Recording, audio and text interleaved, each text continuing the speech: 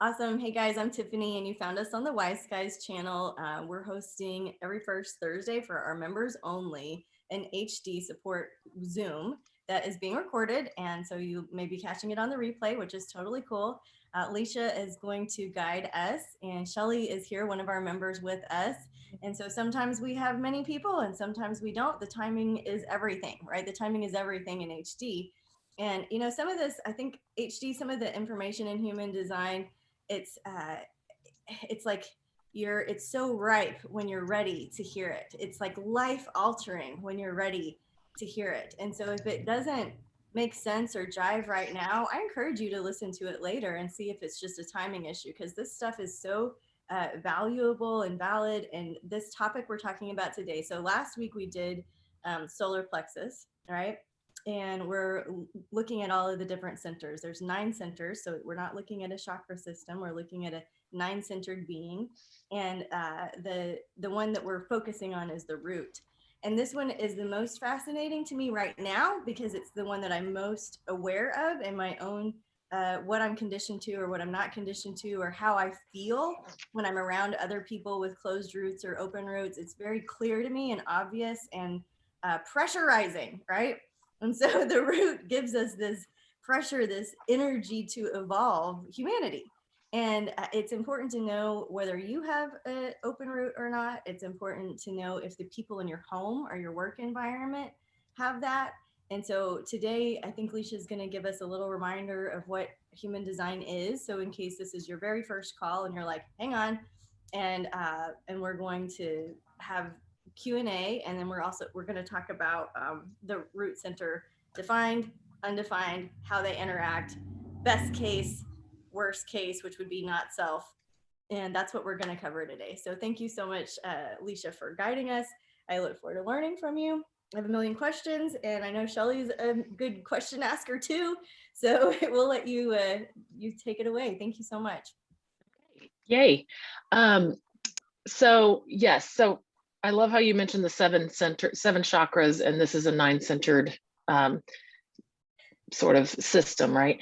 And I just want to, because you said that, I want to just mention that before a few hundred years ago, we were 7 chakra beings, right? But there was a mutation in humanity that some of those evolved into 9 centers. So they're similar to the chakras, but we have mutated beyond just 7 chakras, which is a linear way that the energy circuit board moves, you know, all going to the mind, from the root to the mind, in order to strategize and conquer our environment.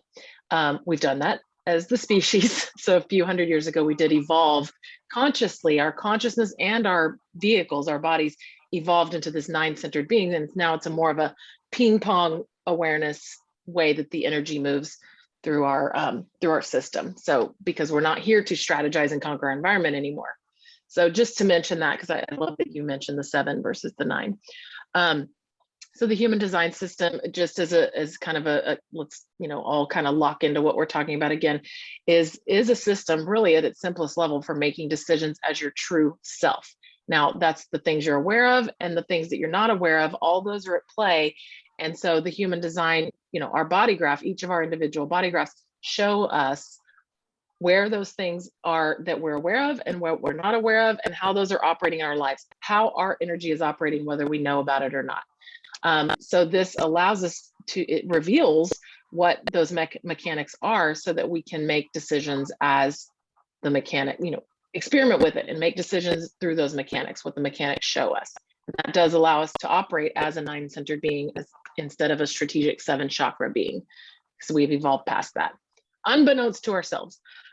Okay, so it's really about bringing awareness to those mechanics and then working with them. Experiment or don't, or like Tiffany said, if the timing's not good, wait, try it again later. Or, you know, a lot of people will say that human design, once you've heard it, it kind of sits there, kind of holds this place for when you're ready for it. You know, like you can't ever really forget it.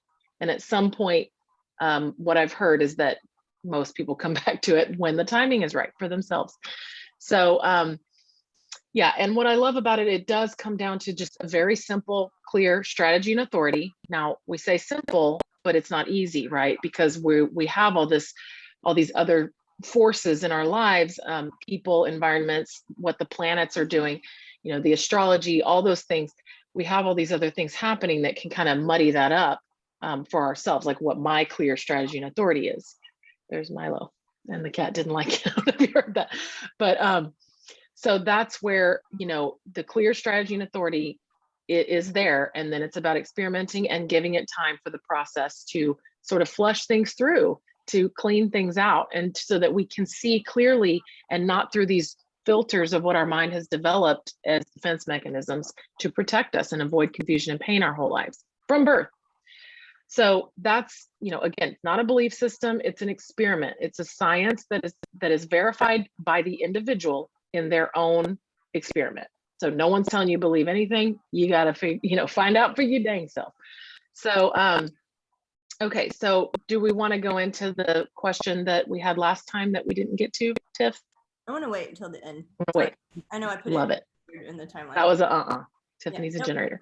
That was Okay. So I love Tiffany had this idea of sort of when we're talking about today, we're talking about the root center, and that's at the very bottom of the body graph. It's like the square at the bottom of the body graph.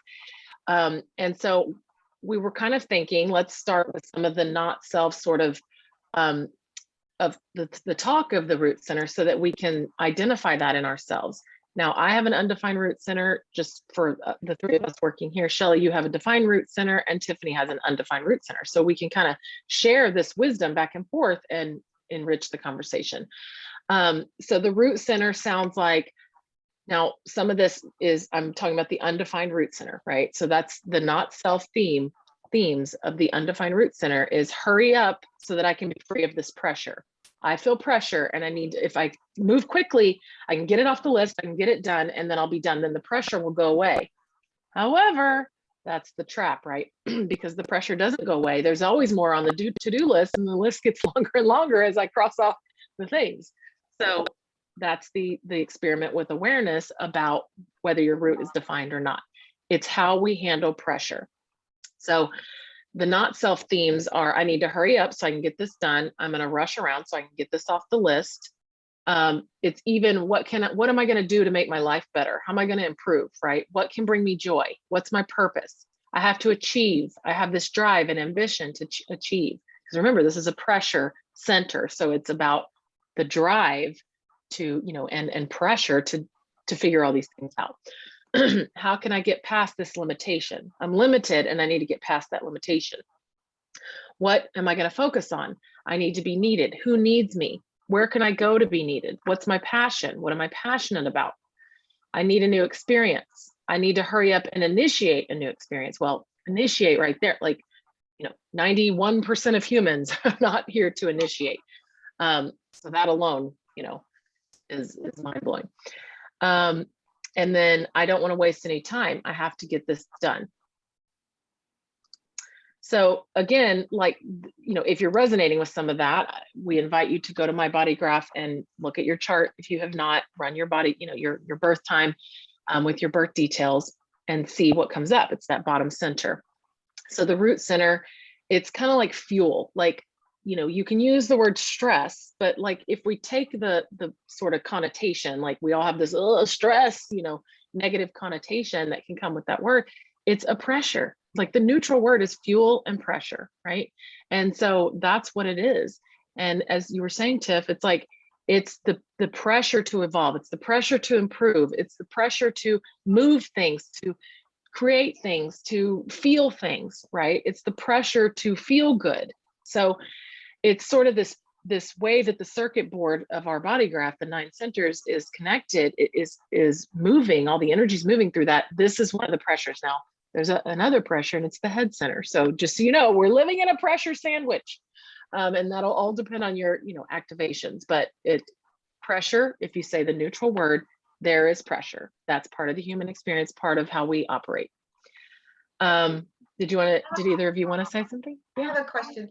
So you said that like the hurry up, get rid of things pressure, is that someone with an undefined, but also the not self of the defined? It's Or are they It's similar? technically or- the undefined. I mean, the mechanics are that's the undefined root. Now, a defined root like you have is going to have a consistent way of dealing with pressure.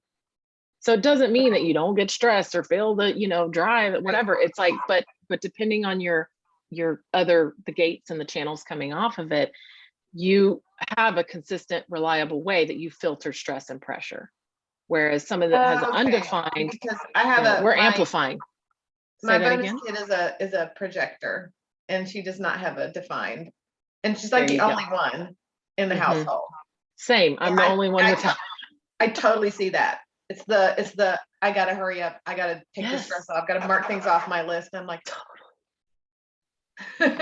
Yeah, and to me, as an undefined root, what it feels like is I can't rush a defined root. Like I got 2 kids and a partner that are defined root. I'm undefined.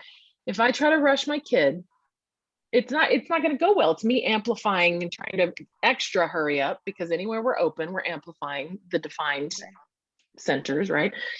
So it has a flavor of when you're defined, you're on your sort of own timing. You know when to rush. You know when to apply the pressure. And one thing I had in my notes to share is, like, my partner described it in this great way the other day, which is it's almost like if he starts a task too soon, there's not enough pressure built up.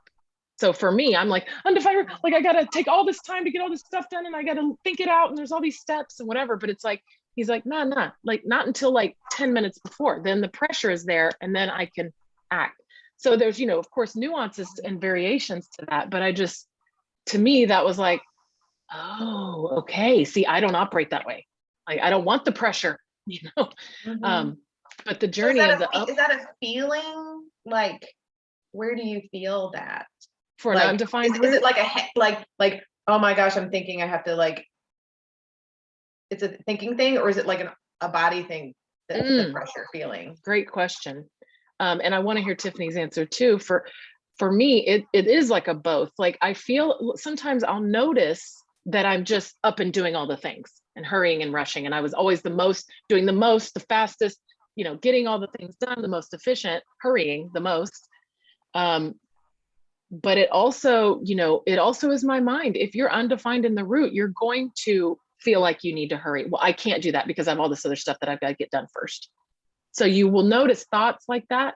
And then you also might notice your body. I would say the practice is to have the awareness of both, and just the awareness can start to shift it, because I'll notice, whoa, I'm hurrying. Does this actually need to get done right now?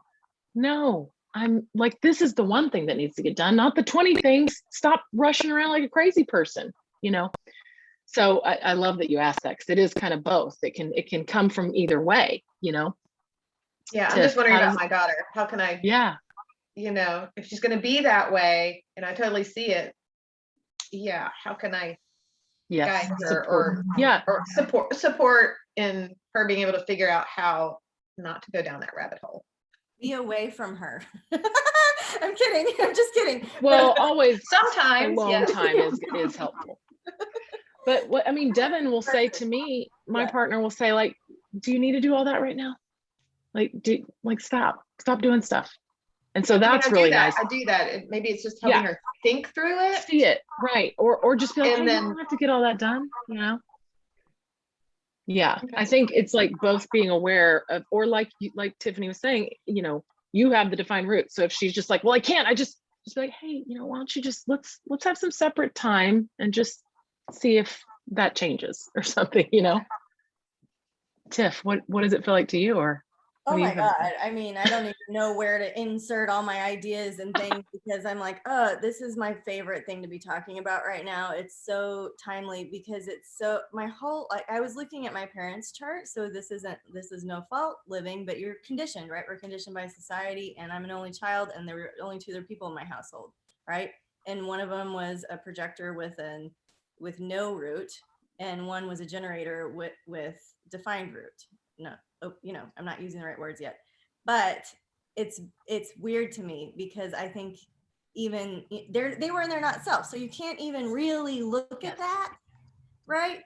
But I'm just curious about it. So I looked anyways. And I think I think that my friend group or my colleagues or the people that I've lived my life with over the last several years would say that I think you would describe me more as, I mean, I have that sense of urgency all the time. All right.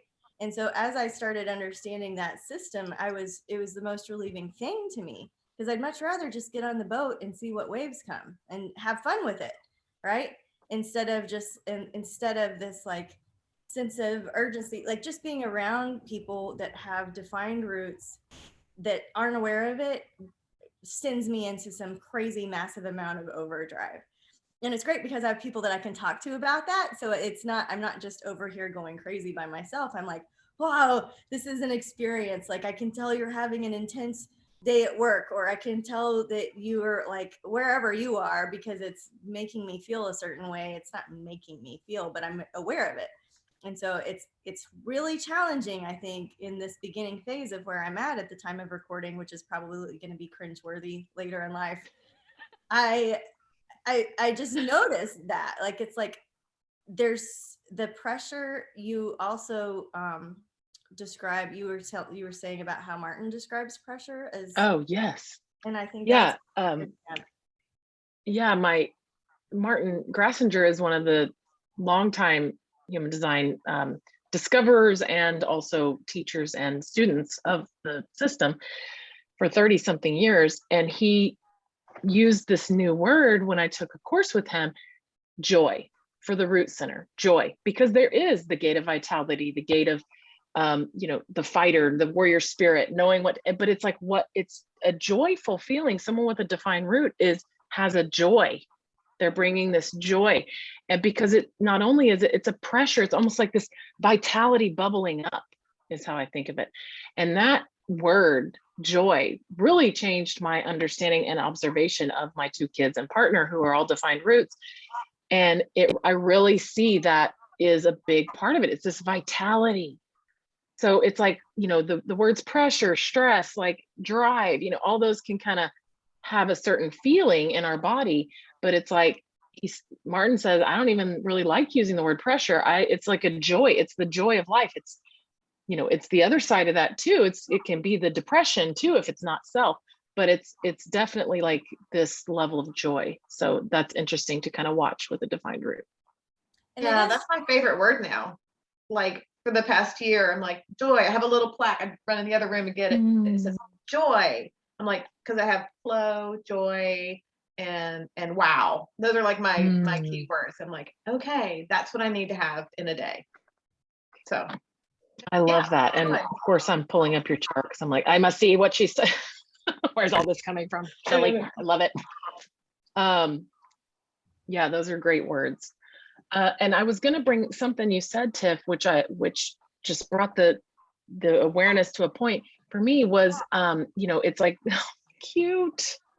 Oh, doesn't that word just. So it's a reminder, it's on my shelf that when so I drink good. my coffee in the morning, I see this word.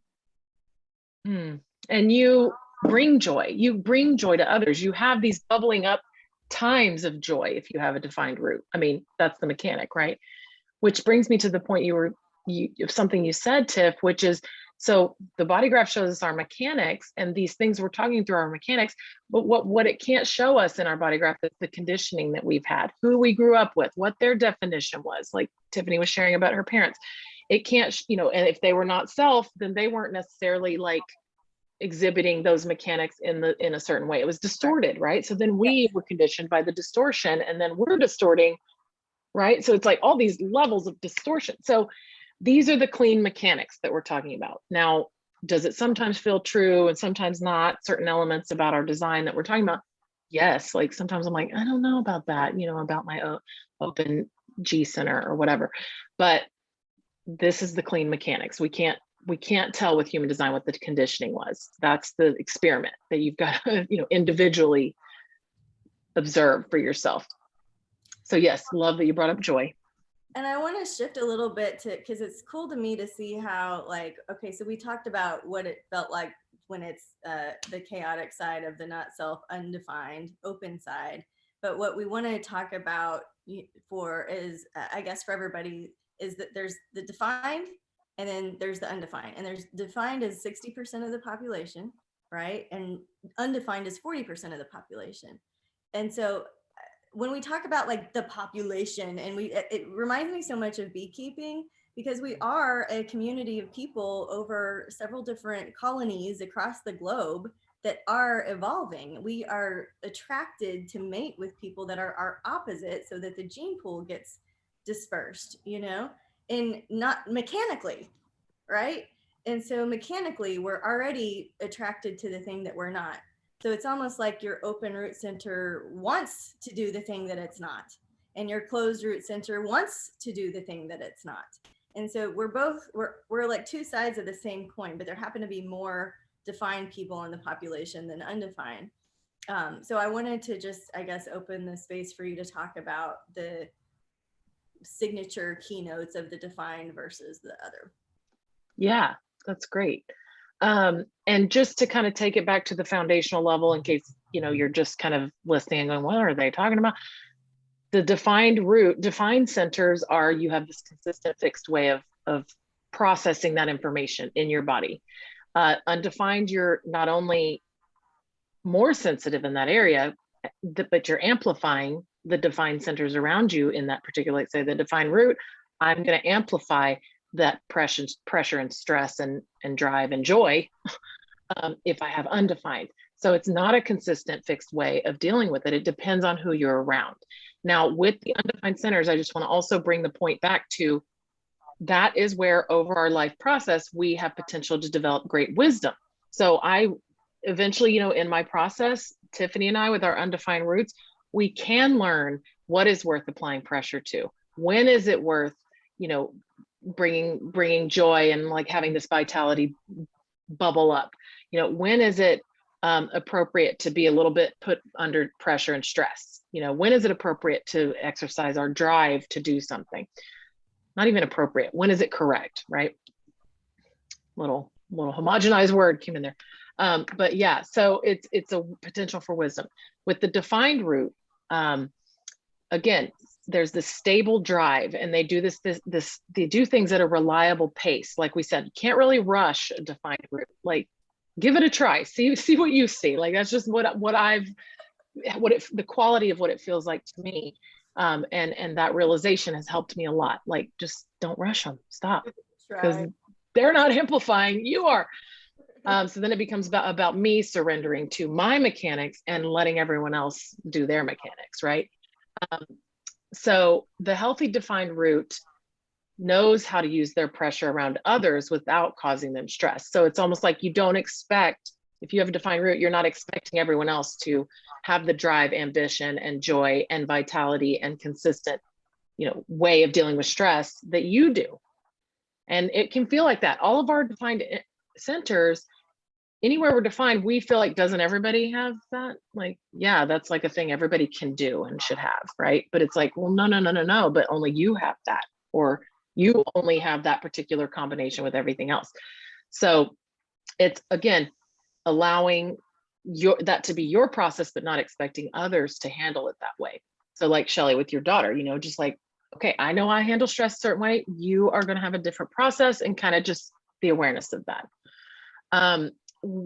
With the not self of the defined root, it can also be like repressing pressure to please others or to support others. Like, well, I better not, you know, do my drive because they need to rest right now. I better not follow my pressure and bubbling up of vitality that I need to move and do this thing, and I'll be honest, because they're going to stress. So, you know, there's a balance there. It's like two sides of the coin on both sides of doing your own thing, but navigating it with awareness with others, because we don't want to compromise who we are in our own mechanics. But are there relationships where there's differences? Oh yeah. So then you have to figure out, how can we navigate this with awareness, you know, without compromise? Like, yeah, that's huge, because I like put myself on the back burner all the time.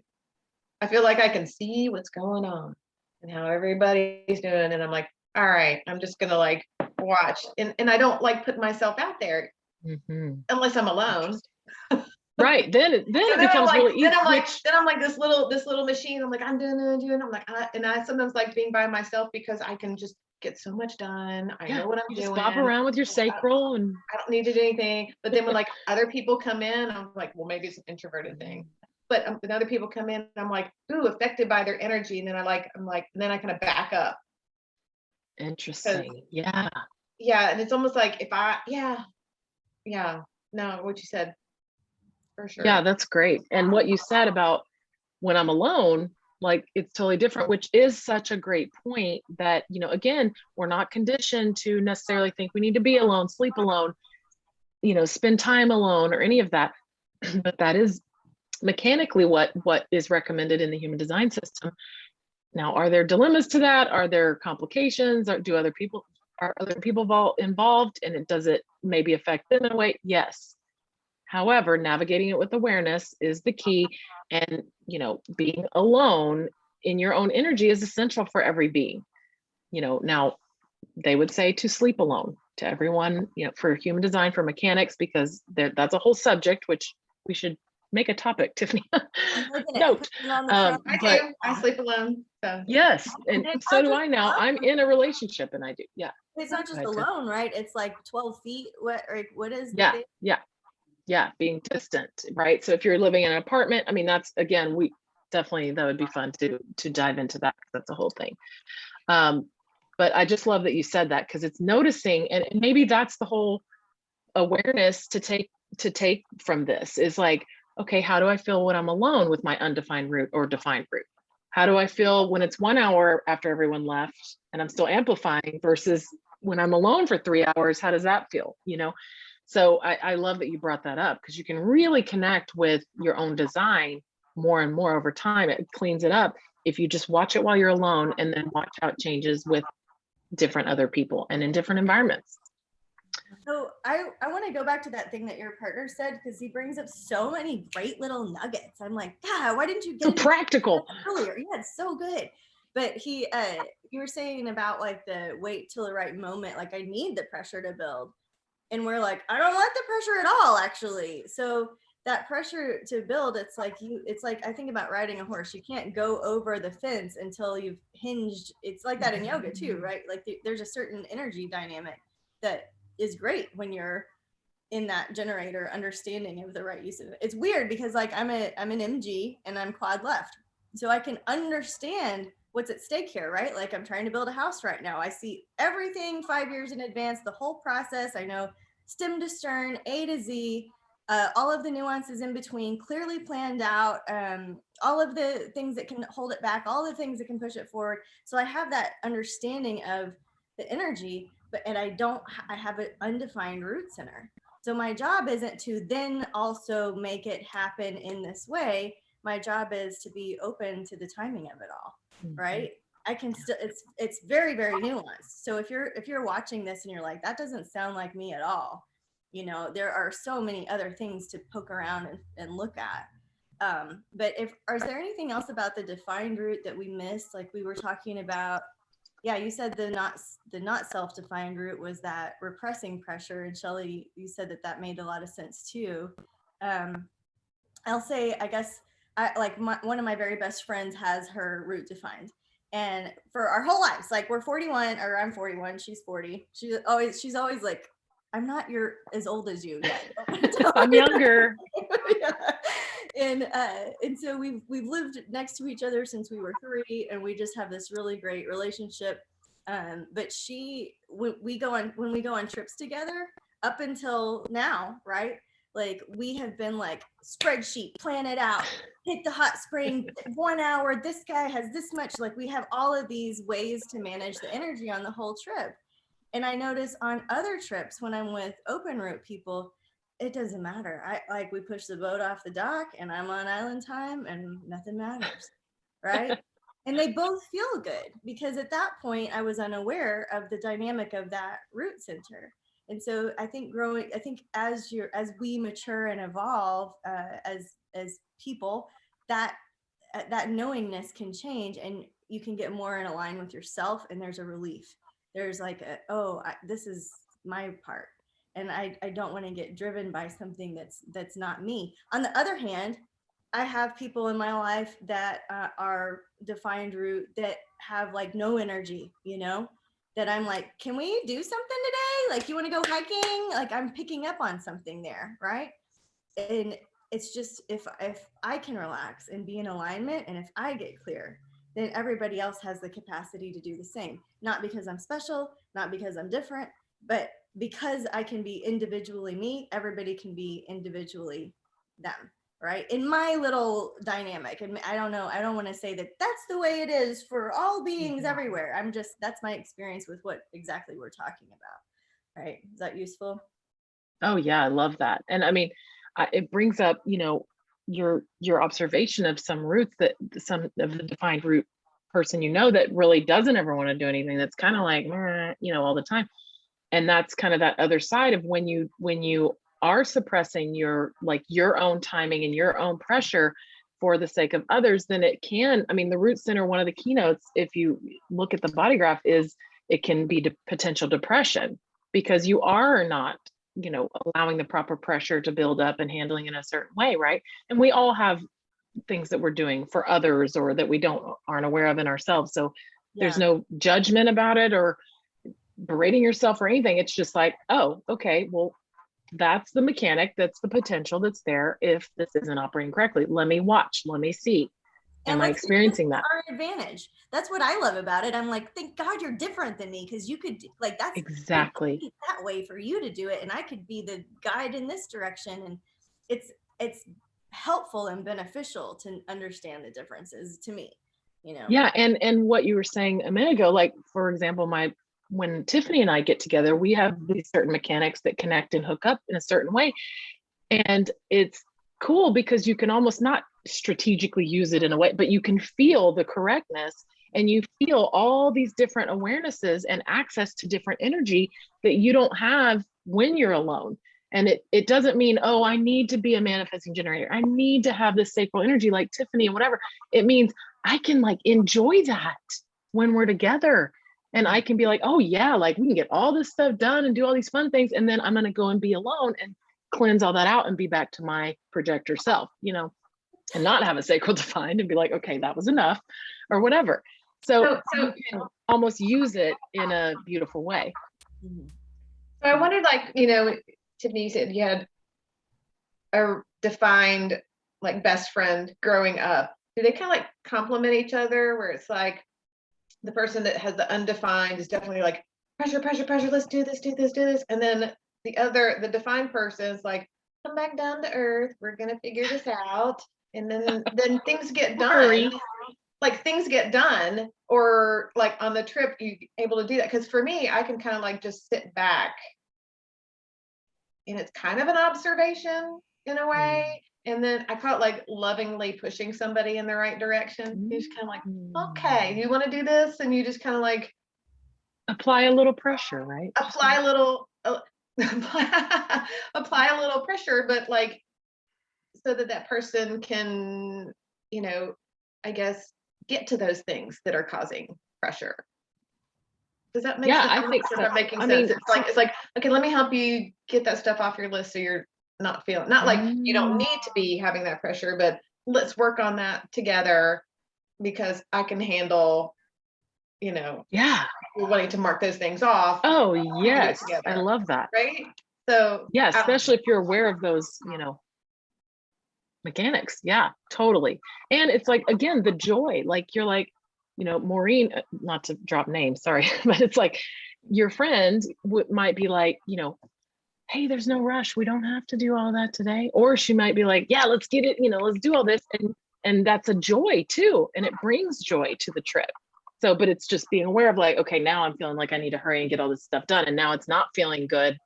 That's when it's okay, you know what? I'm amplifying. Let me take a minute, So yeah, it's sparking a little joy in someone. It's kind of applying a little pressure. I think the best way to describe that personally for what you guys are talking about, it's my friend and I make Christmas crafts every year, and it is a production. It is we start now, January 1st, we're making Christmas crafts because of all the things that we want to do, right? And neither of us are really anyways, we got a spreadsheet, we've got a timeline, we know how production wise how much time it's going to cost us to make a jar of cherry fig jelly and a jar of apple chai butter. And I want to make little other crafty things this year. So I build it in, and all of a sudden it's like August and I'm knitting and I'm like, what the f am I doing? It's like, okay, I got a little excited with that one, added too many things to the list. When we're in it and we're together and we ordered the jars and we washed the jars and it's like a fun thing for us, then yeah, there's flow. But I have the tendency to let it get out of hand, and where we could have just made a jar of jelly and had a nice afternoon, I've turned it into a business. We've got an LLC. We're all of a sudden paying taxes on something, you know what I mean? And it's like not necessary, Yeah. So It's so funny. that could be the unaware amplification of it. And I also experience that on the other side, the defined root that shows me no energy. I'm like zinging. I'm like, come on, let's go. Let's do stuff. Get up. It's a brand new date. Now I have hope motivation, so that might be playing into that too. I'm always hoping for the thing to work out, and I'm wanting it to go well. So there's an availability for constant course correction, right? Like, let's make it right. This isn't working. Let's make it right. So again, lots of things at play. So we talked really clearly about the defined, the bullet points there, right? The fixed, consistent way of dealing with stress and pressure. When we say stress and pressure, joy, whatever you want to call it, when I was reading about it yesterday, I was also interested in the idea of like the evolution of it all, of humanity, right? Like that's really what it's the fuel that drives us forward. So it's not really about making Christmas crafts and going on trips and getting annoyed when people don't want to hike with me, right? Like there's so much more to that, and it's fascinating and it's interesting. And so for me, like, can I use that to the benefit as steering the ship of Wise Skies Collective, right? And can I use the pressures correctly? Can I use the joy correctly? Can we get in, like, you guys are both supporters whenever I have like, oh my God, let's support the Ukraine. Let's support, like, we got these friends in India that are going through floods. We can use that pressure correctly, or whatever that is, right? Yeah. It's just a unique way of working with your sense of urgency, and understanding and kind of coming into self-mastery with your own. I wanted to also talk about, like, because we have maybe a little bit of time left, we could do a special thing for Shelly, since we have her chart, and you and me, if we want to give us as examples, is to look at the gates, because this would be next level, right? So so you have a root center, you have it's defined or undefined, right? And then we're going to look at what gates are lit up or colored black or red coming out of that center. So I don't have Shelly's body graph, but you do, I hope. Sorry to put you on yes, the spot. I do. Okay. So Shelly, you have well, first of all, Shelly, can we talk about this? Is that okay with you, Shelly? Yeah. No, yeah. Okay. Yeah. Okay. Sorry. So there are 9 gates coming out of the root center, because it's on the bottom, and there's 3 going to the solar plexus, 3 going to the spleen, and 3 going to the sacral, just as a it's an important, a lot of fuel in the human body, right?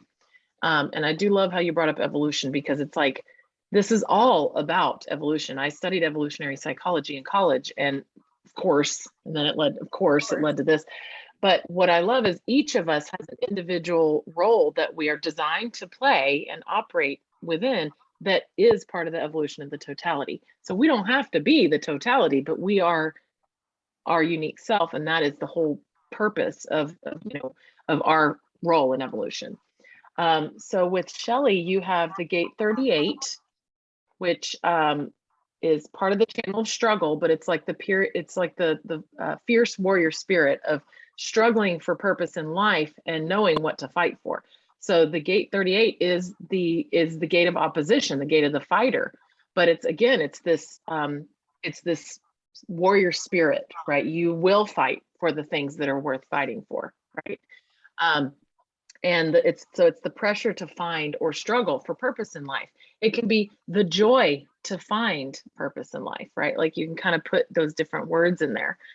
And then the 54, you have that channel, which is the 3254 is the gate, is part of the channel. It's the 54 coming off the root is the gate of, well, it's called the gate of drive. It's called the marrying maiden, but it's basically this pressure to achieve, rise up, and transform. You have the whole channel. So you do have that entire, circuitry going on. But basically the 54 is like, it's almost like, do not judge the maiden because her mood is not yet full. It's a process over life. So it's like this whole transformation, drive to transform, this joy in transforming, right? So you have those two gates coming off of yours. And then Tiff, I'd love to look at ours, even though we have undefined roots, because I know you have, I have you have a completely open root. And okay, so well, does my daughter. And she's so easy for me to be around. Like she and I both have no gates coming out of our open root. I do have, my partner has the 58, the whole 1858, that whole circuitry. Oh, yes. So the 58 comes from the root. That's the gate of vitality, the joyous, right?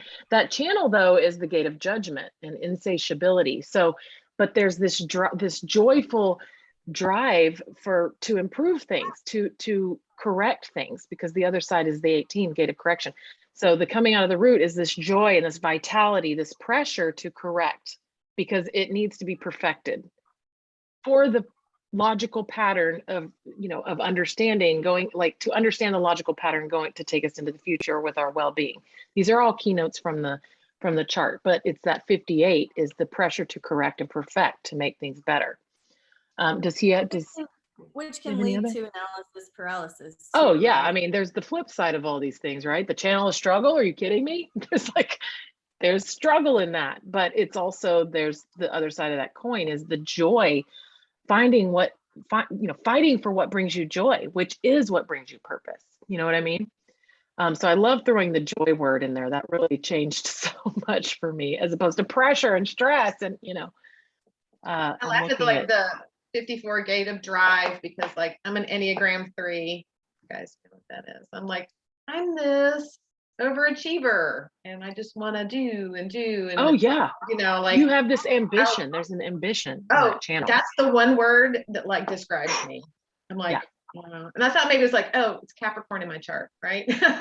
Right. Well, it's probably each gate I has have Mars in Capricorn, which is one thing, right? Yeah, so it's part of like the zodiac. Yeah. Yeah. So we can go there too. And so I have the gate 53, which is the gate of beginnings, pressure to begin or start new things. Now, do I have the other side of it, which is the completion of the things? Yeah. No, I don't. So I'm going to want to hook up with I'm going to want to hook up with, it, or I'm going to naturally be drawn to people that have the finishing gate. So we can take that whole process, but the joy in starting new things, so that's the 53. The gate of, see, we covered those. The gate 60, which comes right up the middle of the root, is the gate of limitation, the gate of acceptance, pressure to mutate or to transcend limitation. And that's a pulse. It's like the pressure to respond, the pressure to create, the pressure to, have a motor response in the sacral, because it hooks the root to the sacral. My child has that. He's 5. And boy, it's a formatting energy, which means it sort of overrules the energy wherever he is, and it's just the way the aura goes. It's just it. But it's this limitation. So once we accept the joy, once we find joy in the limitation, we can that's the first step to transcending it and then becoming this quantum magical thing that, yes, I have the gate 60 of limitation, but I've figured out how that all fits together in this magical way in myself, not the not self version of it. So then on the other, also in the root, we have the gate of beginnings, we have the gate of limitation, and then we have the gate of inaction, which is the 52. Keeping still the mountain is what it is. It's this ability to focus your energy and just concentrate on the details until you have the details, then move, then act, right? On the emotional side, we have the 19, which is the gate of wanting approach. It's like this gate of sensitivity, of needs, The 39 is the gate of obstruction, provocation. If you have the gate 39 in your chart, you are provoked. Your aura provokes others. It's this joyous provoking. What to get you to this, your spirit? Like, what is the essence of your spirit? And it's not like someone's going, I'm going to provoke you. That's how it works. You might notice it in your life, that everybody gets provoked for the good and the bad of that, right? The quote unquote good, the quote unquote bad, because there is really no good or bad. It's all neutral. In human design. And then the last one is the gate 41, which is the gate of decrease. It's called contraction. So it's almost, they call it a start codon. Everything has gotten to the point of where it's so tiny that now we're to the point that now we're ready to start something new. So it's like this pressure to feel and start this new experience. So that's what the 41 is. And that's all the gates there in the root. Yeah. Okay. So you can start with that. You have a root center. It's either defined, it's colored in, or it's not, right? It's either defined or it's undefined. And then there are gates coming off of those. Some of those gates are just half Cs, and some of them are going to go on and make a whole channel. And so you could study that circuitry, but you could also, we're not going to go there today, but just so you know what's possible, you can also study what planet is in which of the 6 lines in that freaking gate. Like, my mind is so excited and blown. There's no way you could ever understand all of this, right? Like, astrology is a natural lead into this, right? So like for the example person I pulled up, they've got the 4130 all the way through. They've got the whole channel of that thing. And he's got his Earth in his first line there.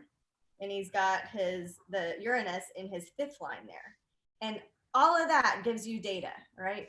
So there's excellent books, like there's excellent, articles online. There's also a lot of crap online that's scary and incorrect.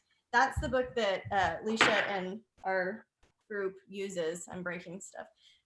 So that's like the one, oh, you've got little tabs. I need to do that. Oh yes, I'm an investigator, first line profile.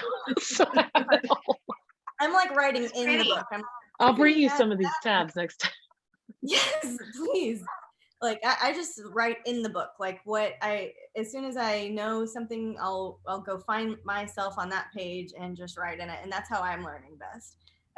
There's also some really cool podcasts out there and other resources, but just so you know, like the root center is a simple thing we can talk about, define, not define. You could look at your gates, which could extend into channels. And then you can look at your planets and the lines that they're in. And all of that is data. It's different than your astrology chart. That's why it's so important to have like a basic foundation session with Leisha or somebody like Leisha that does these readings professionally, because it's too much for you to figure out what is the thing that I should focus on here. Because it's a lifetime study, which for me is really fun. It's like, wow, we're Alice in Wonderland. We're in the big, music festival of Earth school. Like, this is incredible, right? Like, what stage are we going to listen to now? And so it's on today's stage was the root center. And I want to be sensitive of our time, but yeah, Shelley, did you have any last questions? So you said you can find your planet in what line? Mm-hmm. So that's cool. I know. But then also I'm looking at my thing and I'm like, well, there's a planet in a gate. Right. So I was like, where do you find the line? Because I'm finding my 2 Capricorns, my moon and my Mars, and they're right in the smack dab of my root. Your root, which gate? The 54 and the 38 are my moon and my Mars, which are in Capricorn. Okay. Yeah. So I'm like, okay, so Capricorn gives me that, like, I don't know, like my defined root is defined by the Capricorn in my chart, because those are the planets. And each gate so I don't know if that means anything. Yeah. I don't know if that means anything, but that's what it means in my chart. That whole like ambition driven, that's Capricorn, that's 54, that links up with my chart. So what gate is it in? I mean, what 54? line is it in? So I have 54 and 38 is, and then 54 when you click on 54, what does it say? It says the 3rd line. Yeah, there you go.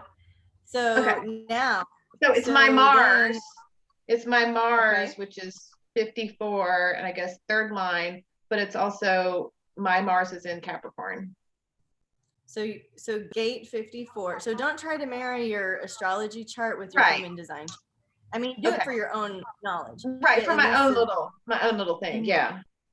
And So our what does the friends, line mean? What does the line mean? the line, there's 6 lines, they're from the hexagram, but all Okay. third lines have the same quality, which is bonds made and broken, but it would be within that planet and that gate. So your ambitions are create bonds made and broken. So you might be working with people that are like on it, that make a lot of sense, and all of a sudden out of the nowhere they move to Uruguay and you never see them again and you wonder what happened. You know what I mean? Or, like, right? Like Uruguay specifically. Yeah. I don't know why I said that. I love it. To Nebraska for all I know. But the bonds made and broken thing is real, right? Like it's specifics to your ambition. And I was talking about because I happen to know that you are a brilliant interior decorator, house designer, understander of that realm, right? And your own beauty. And you have many other things too. Like you are a doctor of optometry, right? Like you've clearly mastered skincare, obviously. So there's so many things, you know, that you are ambitious about, that you are clear on.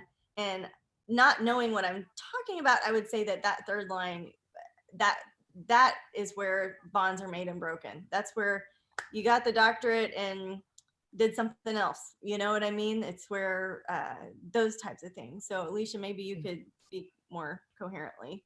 No, I think that's a good level. It's really nuanced, and it's really it goes into a lot of different things, but there are keynotes just for the third line of the gate 54. And then if it's in your Mars, that's your like energy dynamics.